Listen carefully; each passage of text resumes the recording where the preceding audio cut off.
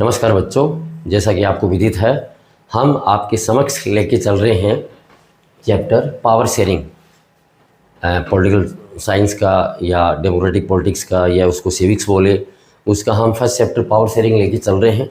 अभी तक हम जानकारी के तौर पे आपको बेल्जियम की जो पावर शेयरिंग है वो आपको बता चुके हैं, और इसके अलावा आपको श्रीलंका के अंदर जो मेजोरिटेरियनिज्म जो पावर शेयरिंग है वो आपको बता चुके हैं।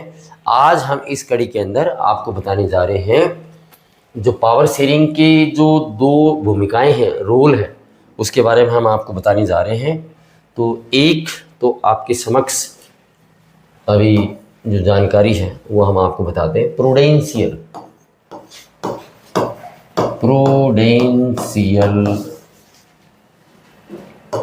पावर शेयरिंग, और दूसरी जो जानकारी है वो आपके समक्ष ये प्रूडेंशियल वाली होगी। सेकंड को मैं थोड़ा नीचे ले लेता हूँ, ये हो गया मोरल पावर शेयरिंग। दोनों पर हम प्रकाश डालेंगे और उसके बाद में हम आपको जो फॉर्म्स ऑफ पावर शेयरिंग है वो बताने का प्रयास करेंगे। तो यहाँ सबसे पहले ये प्रूडेंशियल है क्या, तो मैं आपको मेरी भाषा में थोड़ा लैंग्वेज बता दूँ आपको। मैं हर कम्युनिटी, हर समाज के लोग अपने स्तर पर अपनी युवा पीढ़ी है, न्यू जनरेशन है, उस न्यू जनरेशन के अंदर उन नए बच्चों को छांटते हैं, उनकी छटनी करते हैं, अलग अलग प्रकार से उनके टेस्ट लेके, इंटरव्यू लेके, उनका रिटर्न एग्ज़ाम लेके, इस प्रकार से कि उनका IQ level next generation future के लिए ज़्यादा उपयुक्त है या नहीं है, और उनको वो जिम्मेदारी देते हैं। वो जो डिसीजन लेंगे वो सबको सर्वमान्य होगा।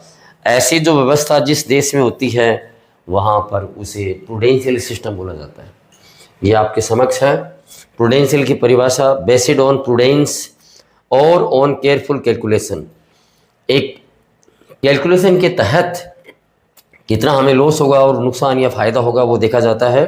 Prudential decision are usually contrasted with decision based purely on moral considerations. अब ये नॉर्मली मैं आपको मेरी भाषा में आपको बता दूं, युवा पीढ़ी को आपने आईएएस, आईपीएस, आरएएस इन बड़े बड़े ओहदों पर बैठा दिया, उनको हर प्रकार से उनका एग्ज़ाम लेके उनको बैठा दिया। वो जो डिसीजन लेंगे वो समाज को, देश को, सोसाइटी को मान्य होंगे। वही जो पावर शेयरिंग है वह प्रूडेंशियल है। हमने उनको ठोक बजा के उनको परखा है और उनको ये जिम्मेदारी दी है, वही यहाँ पर प्रूडेंशियल कहलाती है। सेकंड जो आपके समक्ष है वो है मोरल। ये देखिए मोरल वाली आपसे, मोरल हमारे भारत के अंदर थोड़ा सा मिक्सअप है, प्रूडेंशियल और मोरल। हम हमारे परिवार के अंदर जो बड़े बुजुर्ग होते हैं उनको वही सम्मान देते हैं उनकी उम्र के अनुसार, और उनका निर्णय है वो सर माथे स्वीकार करते हैं हम। ये तो ये हो गया मोरल पावर शेयरिंग वाली होगी। तो यहाँ पर मैं दो एग्जाम्पल भी आपके सामने दे रखे हैं, विस्तार से एक बार मैं आपको क्लियर करना चाहूँगा इस मामले में। ये देखिए आप, ये आपके समक्ष दे रखा है। हम कुछ लिखना भी चाहेंगे इसमें छोटा करके ब्लैक में। तो देखिए आप, सबसे पहले आपके सामने परिभाषा है, अभी मैंने आपके समक्ष इसको बताया था। प्रूडेंशियल ये उन कैलकुलेशन पर आधारित होती है जिसमें कितना लॉस हो सकता है, कितना फ़ायदा हो सकता है। और दूसरा नीचे आपको ये बता दिया गया है कि मोरल पावर शेयरिंग से इसका विरोधाभास रहता है। हमने युवा पीढ़ी को मौका दे दिया जो वो करना चाहे, उनको ठोक बजा के हमने देख लिया। यहाँ पर एग्जाम्पल आपके सामने दो बता रखे हैं, यहाँ से देखिए आप। फर्स्टली पहला आपके समक्ष है, power sharing is good because it helps to reduce the possibility of conflict between social groups. तो ये जो दो प्रकार से हमने प्रूडेंशियल और मोरल वाला जो पावर शेयरिंग किया है, ये गुड इसलिए है, ये समाज में आपसी टकराव को रोकता है।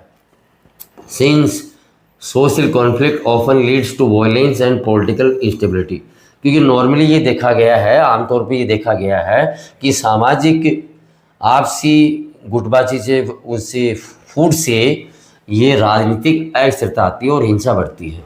तो power sharing is a good way to ensure the stability of political order. तो पावर शेयरिंग बहुत ज़रूरी है ताकि राजनीतिक स्थिरता बनी रहे। इम्पोजिंग, हमें जो मेजॉरिटी कम्युनिटी है, जो कम्युनिटी मेजॉरिटी में है, उसकी जो इच्छा है उस पर ये रोक लगाती है ताकि वो दूसरे पर अपनी मनमर्जी ना कर सके। यह है अट्रैक्टिव ऑप्शन इसके अंदर पाया जाता है। यदि हम लंबे समय पर देखें तो ये देश की एकता के लिए बहुत ही ज़रूरी है। सेकेंड, यहाँ पर आपको ये दे रखा है भाई, इसमें दे रखा है टायरेनी ऑफ द मेजोरिटी।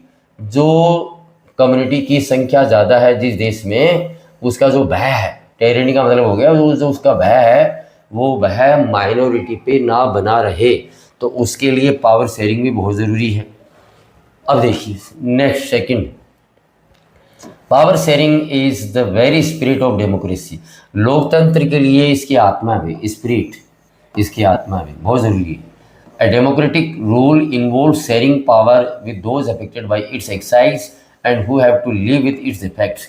साथ साथ आपको ये बताया गया है कि पावर शेयरिंग इसलिए ज़रूरी है कि जो निर्णय लिए जाएंगे वह उन कम्युनिटी में, वो चाहे छोटे बच्चे हो चाहे बड़े हो, उनको प्रभावित करेंगे, तो कहीं उनके लिए नुकसानदायक ना हो।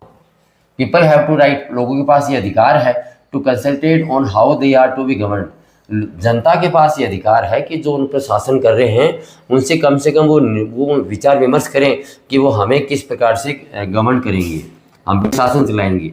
एक legitimate government is one, a legitimate government is one where citizen through participation acquire stake in the system.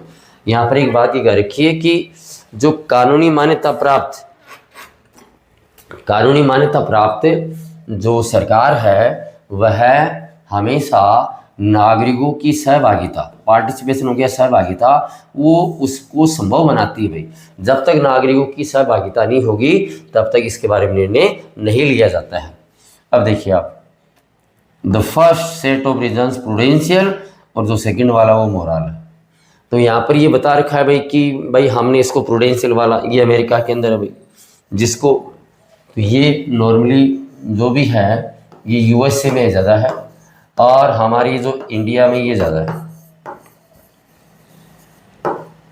तो इसमें हो गया, इसमें यहाँ पर देखा गया है कि भाई ये पॉसिबिलिटी दूर करता है भाई पावर शेयरिंग के हिसाब से, जिसको आपने चुन लिया,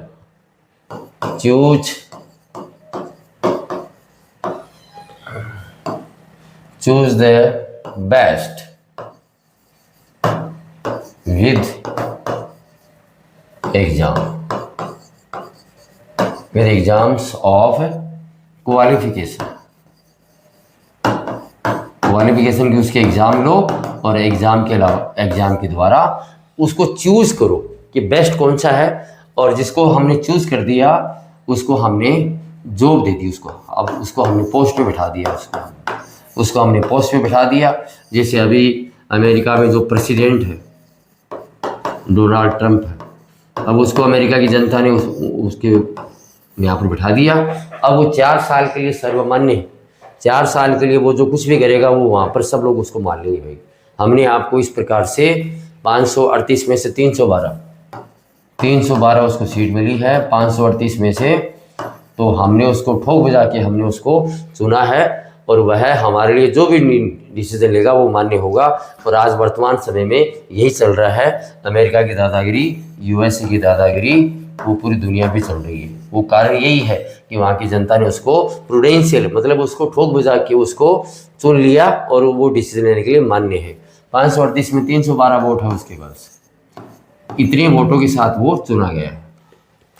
अब हमारे इंडिया की बात करते हैं यहाँ पर, तो यहाँ पर हम कंसल्ट करते हैं भाई, कंसल्ट करते हैं सिटीजन से, नागरिकों से कंसल्ट किया जाता है इंडिया के अंदर, क्योंकि नागरिकों पर ही हम शासन चलाएंगे। तो कंसल्ट के लिए कई बार सर्वे भी किए जाते हैं, कई बार सर्वे भी किए जाते हैं, और सर्वे के द्वारा ये देखा जाता है कि जो हमारा निर्णय है वो न्यू जनरेशन है और जो ओल्ड जनरेशन है, दोनों में किसके लिए फ़ायदेमंद है, किसके लिए नुकसानदायक है, वो सारी चीज़ें देख ली जाती है सर।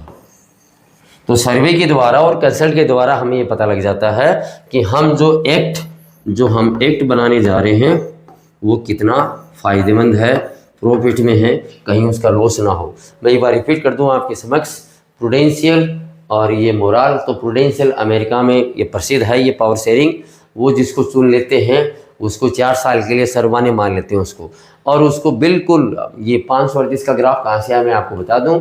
अमेरिका के अंदर सीनेट में 100 सीट है और वहाँ की जो नीचे वाला जो सदन है, जैसे हमारी लोकसभा है वैसे वहाँ पर जो सदन है वो उसको कांग्रेस बोलते हैं, उसमें 435 सीटें हैं। मैं एक बार आपके समक्ष इसको बता दूं, वहाँ पर जो सीनेट है, वहाँ पर जो सीनेट है उसमें 100 सीटें हैं, वहाँ की जो कांग्रेस है उसमें 435 सीटें हैं और वाशिंगटन डीसी में 3 सीटें हैं। मिला के इसको हम देखेंगे तो 8 और ये 3 और ये हो गया 538 सीटें टोटल बनती है ये। और 538 में से जो डोनाल्ड ट्रंप है उसको 312 सीटें मिली है। देखिए आप, इतने बहुमत के साथ ये चुन के आया है, इसलिए ये अपने हिसाब से पूरी दुनिया को मैनेज करने में लगा हुआ है। वर्तमान हालात यही बता रहे हैं। अब आप इधर देखिए, आप इधर हिसाब से तो ये हमारा पता है हमारे भारत में क्या है। हमारे भारत के अंदर जो भी है, हमारे भारत के अंदर आपको पता है कि लोकसभा में जिसका बहुमत है उसका सब कुछ है। तो वो हमने ये 543 हमारे पास, यहाँ 543 और 543 में कम से कम 272 प्लस इतने सदस्य चाहिए। अभी जो बीजेपी के 241 के लगभग है और प्लस इनके जो और भी इनके साथ साथी हैं उनको मिला करके ये लगभग 295 के लगभग इतनी सीटें इनकी हो रही है, मतलब 272 को क्रॉस कर चुके हैं। इसके बावजूद भी ये लोग हैं, अभी वर्तमान की जो एनडीए सरकार है, नरेंद्र मोदी जी इसके प्रधानमंत्री है, मोराल के तौर पर ये जो भी कोई निर्णय लेते हैं अपने आप से साथियों को, सहयोगियों को ये भी देखना पड़ता है कि नागरिक, यहाँ के जो नागरिक है वो किस प्रकार से इसकी क्रिया प्रतिक्रिया करेंगे। तो ये दोनों चीज़ें मैं आपको आपके सामने क्लियर कर चुका हूँ। देखिए आगे, अब इसका जो लास्ट पार्ट है वो हम देखते हैं। आज ये इसका कंक्लूजन पार्ट है और इसी के साथ ये आपका ये जो चैप्टर है ये क्लियर हो जाएगा। यहाँ भी इसको, हाँ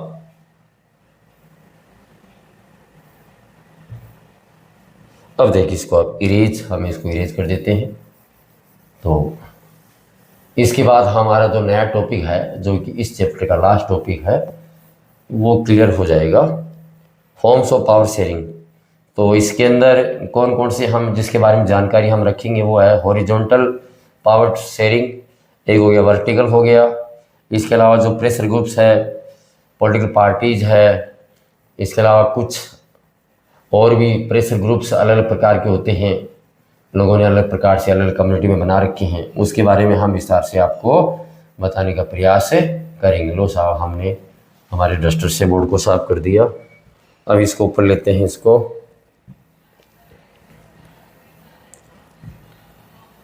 ये आपका हमारा नया टॉपिक है, आ गया है फॉर्म्स ऑफ पावर शेयरिंग। देखिए अब इसको मैं लिखने का प्रयास करता हूँ यहाँ पे। देखिए अब, तो ये हमारा टॉपिक है नया, फॉर्म्स ऑफ पावर शेयरिंग। ये लगभग 4 है, एक एक के बारे में हमारी जानकारी चलेगी।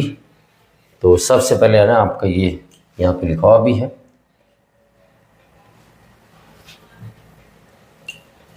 तो ये हॉरिजॉन्टल डिस्ट्रीब्यूशन ऑफ पावर, सबसे पहले इसको लेंगे। तो ये आपके सामने है हॉरिजॉन्टल डिस्ट्रीब्यूशन ऑफ पावर। अब ये हम आपके समक्ष बताने का आपको प्रयास करेंगे। इसमें एक तो हो गया लेजिस्लेटिव, एक हो गया एग्जीक्यूटिव और एक हो गया जुडिशरी। अब तीनों एक सिद्ध में है। लो साहब, ये तीनों एक सिद्ध में है, आपको एक सिद्ध में तीनों दिखाई दे रहे हैं। लेजिस्लेटिव है, दूसरा एग्जीक्यूटिव है, तीसरा ये जुडिशरी है। इसको बोलेंगे विधायिका, ताकि आप अपनी लैंग्वेज में भी इसको समझने का प्रयास करें। विधायिका, इसको बोलेंगे कार्यपालिका। और ये जो लास्ट वाला है इसको बोलेंगे न्यायपालिका।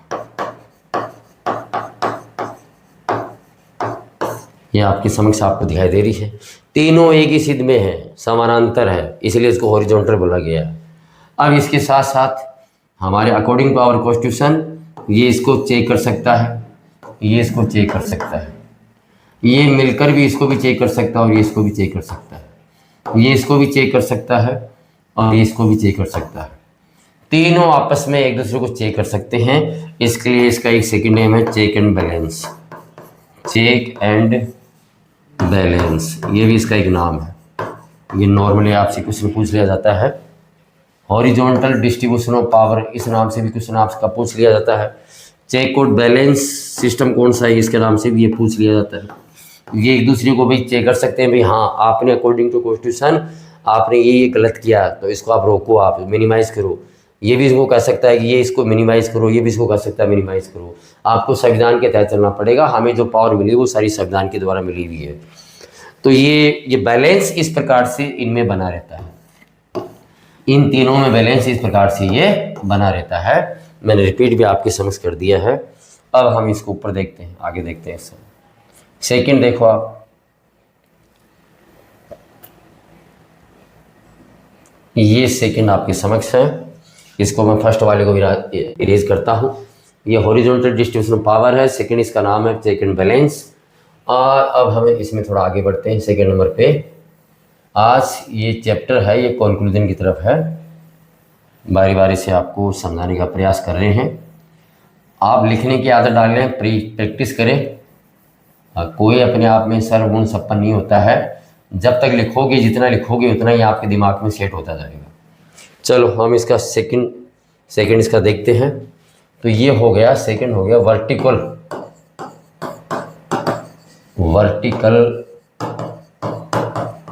डिस्ट्रीब्यूशन ऑफ पावर,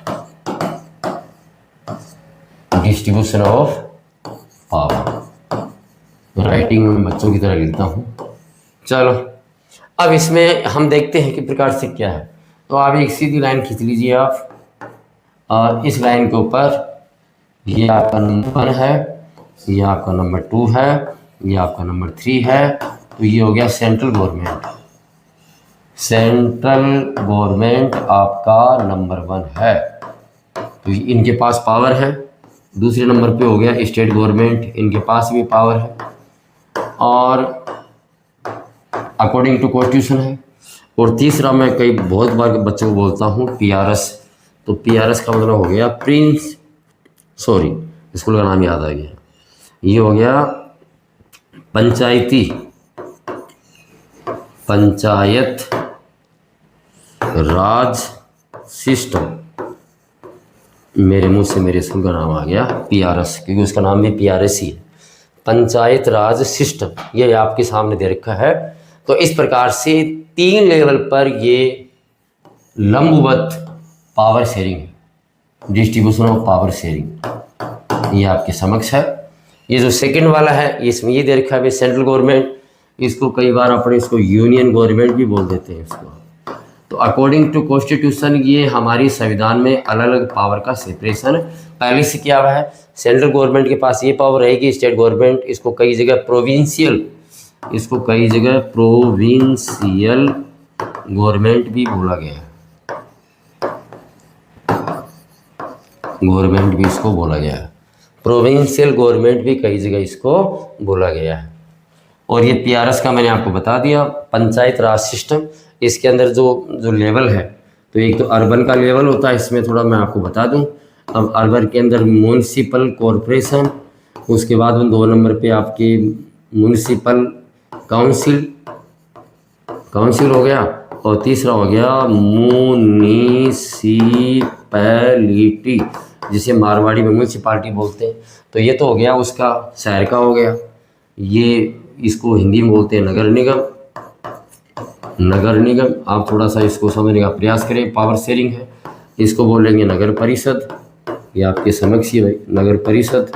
और ये तीसरा हो गया नगर पालिका। मैंने इंग्लिश के नाम और हिंदी के नाम तीनों बता दिए आपको। ये अब याद करने की जिम्मेदारी आपकी है। अब हम रूरल की बात करते हैं, ग्रामीण अंचल की बात कर दिए, तो नंबर 1 पर है जिला परिषद। ये बिल्कुल इंग्लिश और हिंदी का शब्द एक जैसा ही है। और 2 नंबर पे बात करेंगे तो ये होगा पंचायत समिति। पंचायत समिति। और 3 नंबर पे बात करेंगे, जैसा कि आपको पता है सबसे छोटी का इकाई होती है वो है ग्राम पंचायत।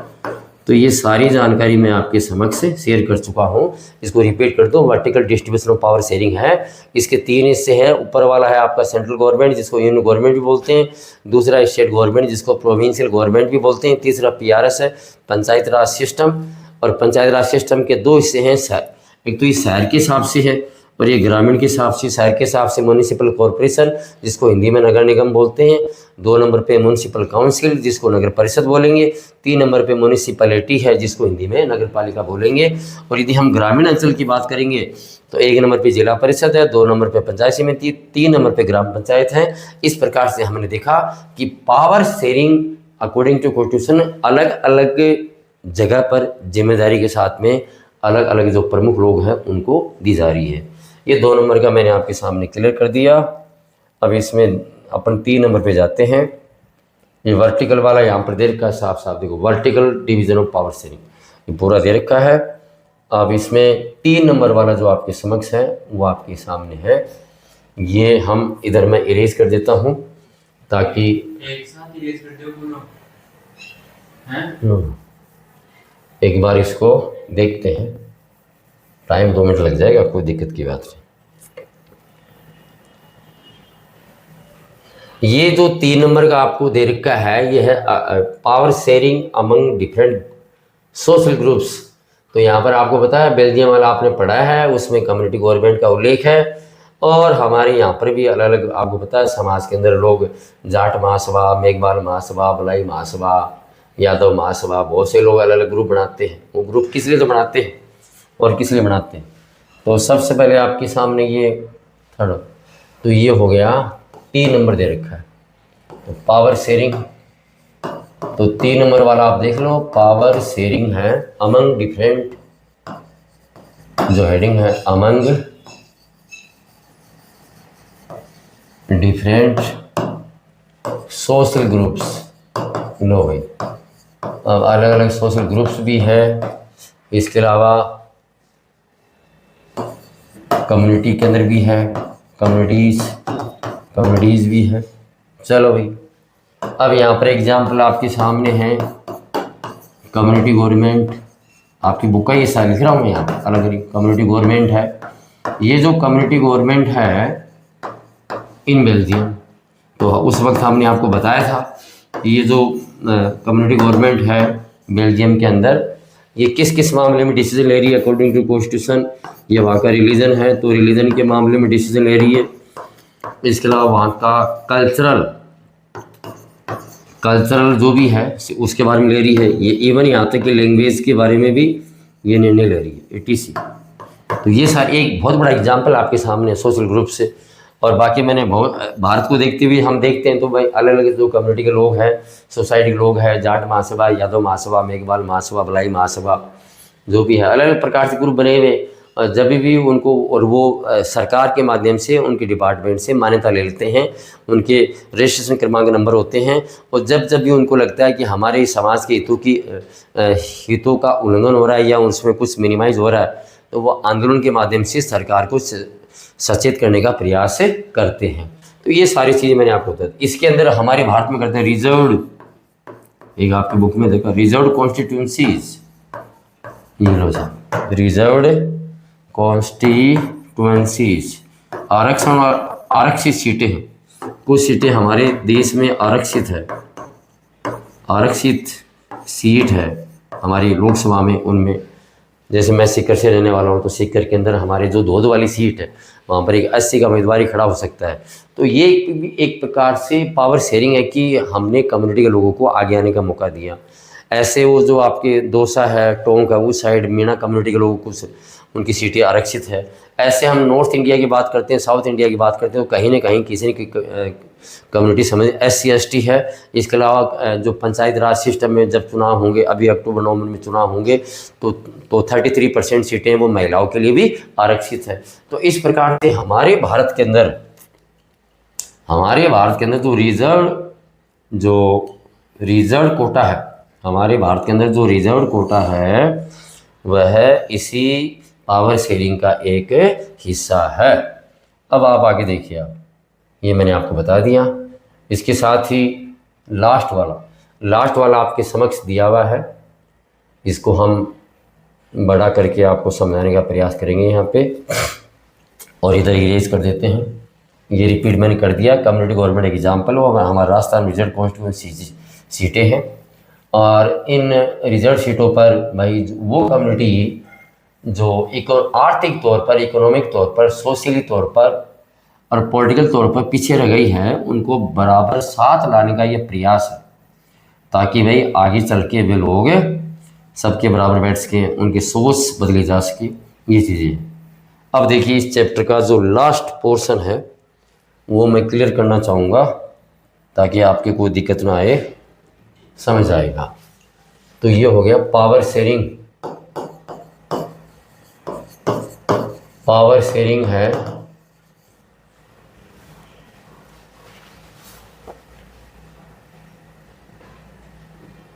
थ्रू किसके द्वारा भी, थ्रू पॉलिटिकल पार्टीज, राजनीतिक दलों के माध्यम से, प्रेशर ग्रुप्स, बहुत से भाई प्रेशर ग्रुप्स बने हुए हैं, जो दबाव समूह बने हुए हैं उनके माध्यम से, और एक हो गया आंदोलन के माध्यम से। अभी आपने किसानों का जो आंदोलन देखा था वो आपके समक्ष एक एग्जाम्पल है, इसको मैं हिंदी में भी लिख दूँ, आंदोलन के माध्यम से। और ये हो गया दबाव समूह, ये हो गया आपका दबाव समूह के माध्यम से। और ये राजनीतिक दल तो भाई दल ही लिखूँ बहुत हिसाब से, वो तो भाई शामिल होते ही हैं, एग्जाम्पल आपके समक्ष। तो यहाँ पर आपने देखा होगा कि बहुत से लोग हैं पार्टी दल बना के सरकार को चुनौती देते हैं कि यदि आपने हमारे फेवर में, यदि आपने निर्णय नहीं लिया तो आप नुकसान में जाओगे, आप सत्ता हासिल नहीं कर पाओगे, आप सीधी बात है। तो जो भी है, इसके अलावा प्रेशर ग्रुप्स आपका, तो प्रेशर ग्रुप्स का चाहे सरकार के अंदर हो चाहे बाहर हो, जैसे आपने देखा होगा डॉक्टर्स एसोसिएशन में किस प्रकार से किसी डॉक्टर पर कोई हमला हो जाता है, कुछ हो जाता है, तो सारे डॉक्टर एक साथ होते हैं, हड़ताल कर देते हैं। ऐसे पुलिस वालों का भी है, ऐसे टीचर्स का भी है, सब अपना ग्रुप बना रखा है। और ये मूवमेंट्स की बात करते हैं, लास्ट आपके समक्ष मूवमेंट्स की बात करते हैं, आंदोलन। तो अभी आपने किसान आंदोलन हमने देखा है, किसान आंदोलन हमारे सामने, ये अभी हमने देखा है किस प्रकार से दिल्ली जाने वाले जो मुख्य हाईवे थे, रोड से, वहाँ पूरी दिल्ली को जाम कर दिया गया था। किसानों से संबंधित जो बिल पास किया गया था, अंततः सरकार ये जो राकेश टिकैत और इनका जो समूह है, बाकी जितने भी किसान लोग हैं, उनके दबाव में आ गई। और अंत में यूपी चुनाव को देखते हुए कि हो सकता है हमारी यहाँ पर हार निश्चित हो, तो उन्होंने यूपी चुनाव से पहले इस किसान जो किसान कानून बने थे, उनको वापस ले लिया था। तो ये आंदोलन का ही परिणाम था, एक प्रकार से आंदोलन का ही परिणाम था, जिसकी वजह से वो फार्मर्स जो मूवमेंट्स है वो वापस जो फार्मर्स लॉ है, जो एक्ट बने थे, उनको वापस लेना पड़ा था। तो बच्चों, मैं इसके साथ ही आपका फोर्थ है, ये मैंने आपके सामने क्लियर कर दिया है। मैं फिर एक बार सब बच्चों से गुजारिश करना चाहूँगा, जितने भी टॉपिक है, जितने भी आप पढ़ रहे हो उस हिसाब से उसको आप लिखते जाएँ। जब तक आप लिखेंगे नहीं, दिमाग में वो चीज़ सेट नहीं होगी। तो मुझे उम्मीद है इसी के साथ ये पावर शेयरिंग वाला जो चैप्टर है कंप्लीट हो चुका है। मुझे उम्मीद है आप मुझे इस प्रकार से सपोर्ट करते रहेंगे। Please subscribe my channel. Thank you, have a nice day. जय श्री राम।